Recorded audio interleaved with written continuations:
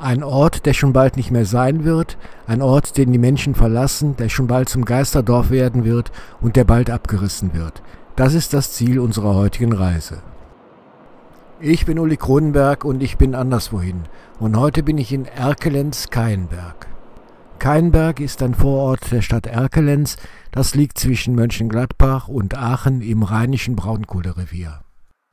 Knapp 1 Kilometer entfernt von Keienberg liegt der Ort Immerath, der zurzeit abgerissen wird, und da lag der Ort Borchemich, der schon verschwunden ist. 893 wurde der Ort zum ersten Mal urkundlich erwähnt. Im Mittelalter gab es hier 2 Rittersitze, Haus Keienberg und Haus Patteren. Haus Patteren gibt es inzwischen nicht mehr, Haus Keienberg schon. Der Ort Keienberg wurde mehrmals erobert. Die Spanier waren hier, die hessischen Truppen waren hier, die Franzosen, die Preußen und nach dem Zweiten Weltkrieg die amerikanischen Soldaten. Der Ort hat überlebt. 2016 hatte der Ort noch 830 Einwohner. Inzwischen sind es 100 weniger. Hier in Keienberg steht diese Landkarte. Da sieht man die ganze Region drauf. Das hier ist der Kreis Heinsberg.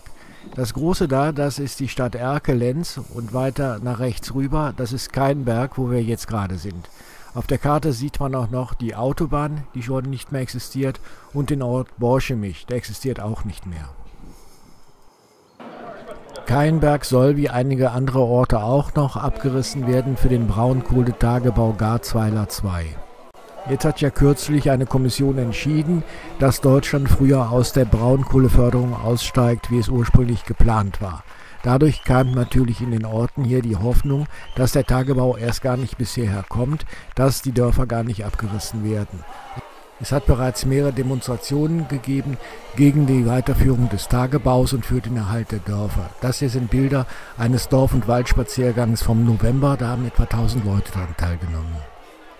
Keienberg wird ja bereits seit 2016 umgesiedelt und so gibt es hier verschiedene Gruppen. Die einen, die sind bereits weggezogen, haben neu gebaut oder sind anderswo hingezogen.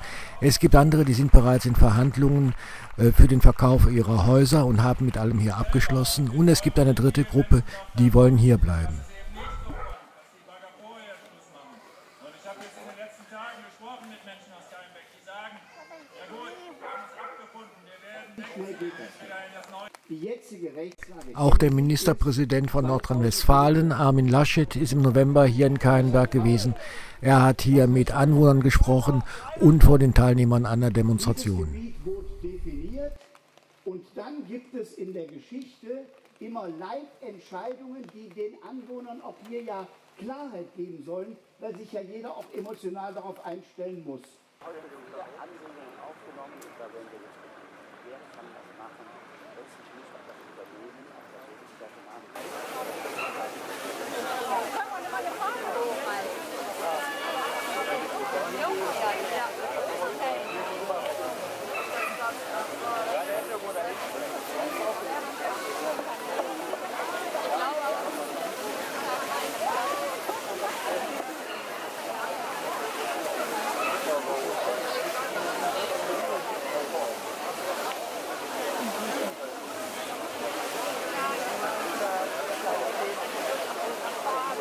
Es gibt eine Bürgerinitiative mit Vertretern aus allen Dörfern, die betroffen sind. Die kämpfen darum, dass ihre Dörfer erhalten bleiben. Demnächst soll es da einen großen Sternmarsch geben.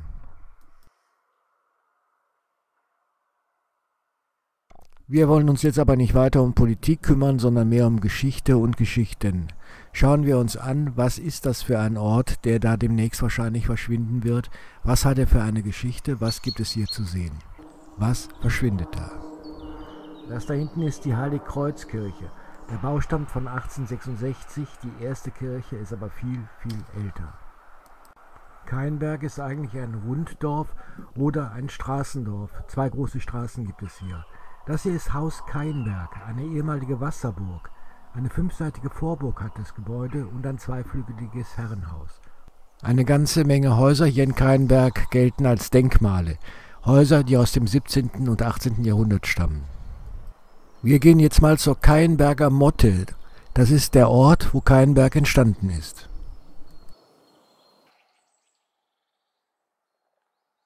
Sogar eine Hinweistafel steht hier, was das für ein denkwürdiger Ort ist. Die Cainberger Motte war eine befestigte fränkische Bauernsiedlung aus dem frühen Mittelalter. Die Motteninsel war nur über eine Zugbrücke zu erreichen und von Palisaden umzäunt. Sie diente als Wohnsitz des Burgherren und als letzte Zuflucht vor Feinden. Auf der ebenfalls von Wassergräben umgebenen Vorburg im westlichen Bereich standen die Bauernhütten und Wirtschaftsgebäude. Die Gliederung der Motte entspricht bereits ganz dem Schema ihrer baugeschichtlichen Nachfolgerin, der in Stein gebauten Wasserburg. Naja, Wasser ist so gut wie keines mehr drin. Und das da ist die Motte. Dann gehen wir da jetzt mal etwas näher ran. Hier soll es eine Holzbrücke geben, die über diesen ja inzwischen ausgetrockneten kleinen Teich rüberführt auf die Insel, die die Motte ist. Dass jetzt hier in dem Graben kein Wasser ist, wundert mich nicht, weil man pumpt wegen dem Tagebau hier das Grundwasser ab, und zwar schon sehr weit entfernt von der Tagebaugrube, und infolgedessen sinkt der Grundwasserspiegel und deswegen ist hier auch kein Wasser mehr drin. Das sieht so aus, als ob man das nicht mehr benutzen kann.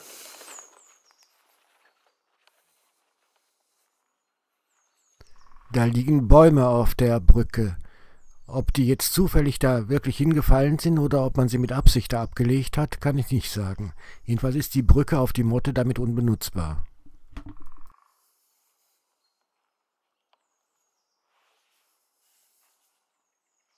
Dann gehen wir jetzt etwas tiefer in den Wald rein. Ja, das ist die Cainberger Motte, eigentlich eine altfränkische Motte.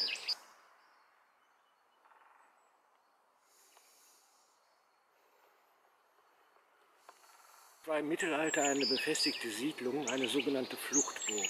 Wahrscheinlich ist das hier die Gründungsstätte von Cainberg überhaupt.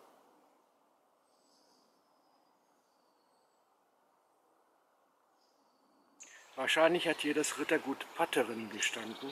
Das ist also die Gründungsstelle von Cainberg. Das waren letztendlich diese Fluchtburg, 10 Häuser dazu und eine Kirche.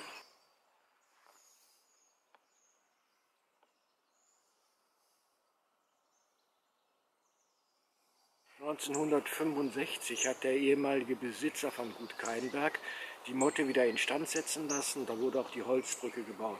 Wie ihr seht, heute alles total kaputt. Da liegt ein Baum drauf, man kommt nicht mehr drauf.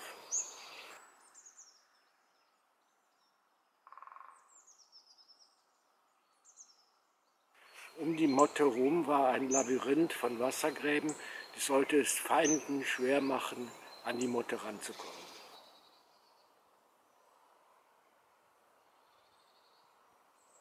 Der Durchmesser der Motte ist 20 Meter, 2 Meter war sie hoch. Ja, das Entenhaus hat inzwischen keine Bedeutung mehr. Hier gibt es kein Wasser und auch keine Enten mehr.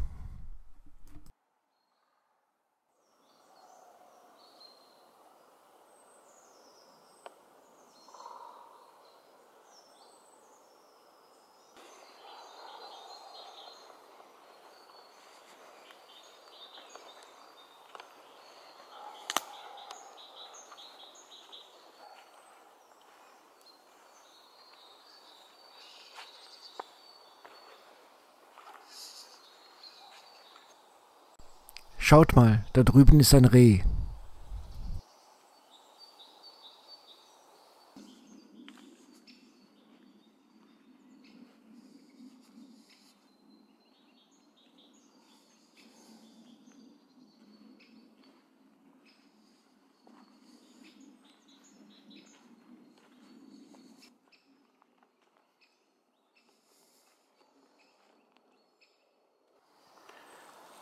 Das habe ich jetzt hier mitten im Wald gefunden.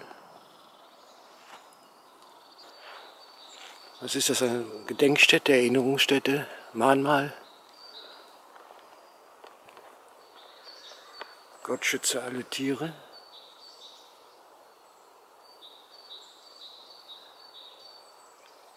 Und lasst uns eine Welt erträumen. Keine Ahnung, wer sie hergestellt hat.